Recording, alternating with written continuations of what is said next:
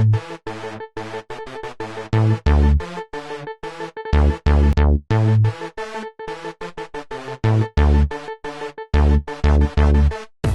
everybody, welcome to my channel. My name is Ashim. So this video has got two workouts in it. One is the deadlift day, which has band resisted deadlifts and then heavy deadlifts and back squats at the end. And then the other workout is more of an upper body weighted pull-ups, weighted dips and squats workout. There are multitudes of ways you can squeeze in progress into your workouts. You can progress by adding reps or adding sets or adding weight or adding reps and sets or sets and weight or all three put together. So there are basically three factors, like I said: reps, sets and weight. And you can use a combination of two or you can use all three. And so there are a lot of ways that you can do a little bit more today than what you did in your last workout session. But at the same time, you don't need to actively progress on each and every exercise in your routine. For a lot of exercises, you just need to rinse and repeat the same volume and weight setup for many months before making some changes. For example, let's say you have shrugs in your routine and you decide to peg them down for 3 to 4 sets of 12 to 20 reps.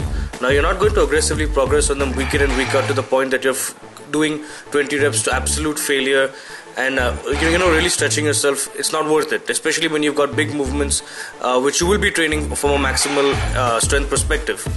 So sometimes you'll go by feel, and most of the time you'll maintain a benchmark on them for a while before bumping up the weight or reps or sets significantly. So what I mean is basically is that you will take, let's say within that same parameter, the same 3 to 4 sets of 12 to 20 rep parameter, you will start off with say 3 sets of 12 reps, and for a while you'll do 12 for maybe a week or two, then you'll bump it up to 13, 14, 15 reps over time, and maybe after a long time you're going to get to like 4 sets of 20, and then by that time you know that okay, so I've maxed out this particular weight to 4 sets of 20, which is a huge increase in volume. It goes to like 80 reps and you start off with 36, and then you're going to scale back down to 36 with the higher weight. But this is going to be a very gradual, slow process, and sometimes you'll just repeat the same week workout for a couple of weeks. And the thing is, this is what I want to get into is, well, sometimes I find it necessary to limit progress on maximal weights for the big exercises as well. You will notice that there are a lot of workouts that are just repeats of the previous week's workout for me. There's no actual progress other than maybe qualitative progress, and this is normal once you get to the big weights. And when I say big, I mean whatever is heavy for you. This is my genetic max, my ceiling. Yours might be at a bigger weight or at a smaller weight.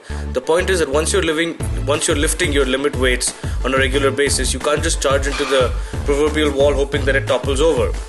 And holding on to the same workout for a week or maybe two has some good benefits in terms to adjusting to loads, building confidence and having that preparedness. So this is just something for you guys to think about. Today's workout for deadlifts was a big jump on the intensity and volume fronts. I added reps to the band resisted deadlifts and took the overall volume from 13 reps to 15. And I'm going to hold on to this for a week before I make adjustments with the weights. I do want to spend more time making the struggle set with 185 better, because I know that I can do this and I can lock it out if I just give it my all. The issue is that to generate so much force to counter the tension of the bands is difficult, because the rep becomes more and more difficult as I get closer to completing the deadlift. That's the whole purpose of band resisted deadlifts. As you lift, as the weight goes off the floor, the more clearance you get, the more tension on the bands are going to add to the bar, the heavier it's going to become. As for regular deadlifts, I pushed the envelope yet again and cranked out 2 doubles with 225 kilos, which is 496 pounds. I haven't done this in many years, so I'm very happy that I was able to do this. After this, I did some back squats with a conservative load of 303 pounds for 2 and 3 reps. The next day, Friday, I did weighted dips and weighted pull-ups. Learning from my mistake last week, I put the dips before pull-ups, and I managed to progress on dips by adding reps. And I was very comfortable. My shoulders are pain-free, so this is good. Once I'm able to get to 10 reps with 20 kilos added to me on the dips, I'm going to bump up the weight to 30 kilos or more. Weighted pull-ups, let's see what happens. I think I'm pretty much at my max that I can do right now with the 25 kilos added. Maybe I can, because I'm making sure that I'm doing the reps very, very clean. My chin is clearing the bar on every rep.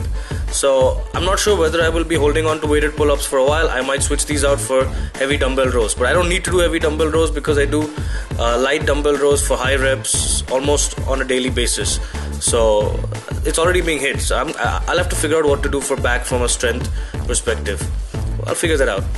The squats on this day were really good, and I worked up to 147.5 kilos for doubles, so I'm very happy with that. Thank you very much for watching this video and for your love and support. Have a good weekend, everyone. Thank you.